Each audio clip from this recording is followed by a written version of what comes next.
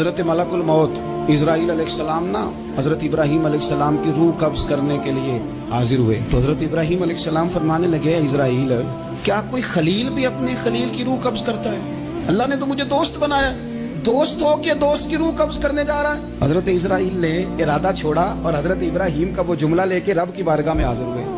عرض کی مالک جناب ابراہیم علیہ السلام نے فرمایا ہے کہ اللہ کی بارگاہ میں عرض کرو کہ مالک کیا کوئی خلیل بھی اپنے خلیل کی روح قبض کرتا ہے؟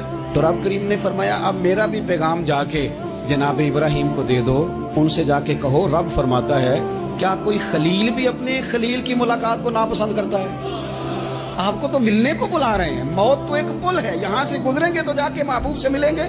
حضرت سیدنا اسرائیل علیہ السلام پیغام لے کے آئے، کہا ہے اللہ کے خلیل رب فرماتا ہے کیا خلیل بھی خلیل کی ملاقات کو؟ تو حضرت ابراہیم تو کھل کے روئے، کہنے لگے اب دیر نہ کر، اب ذرا جلدی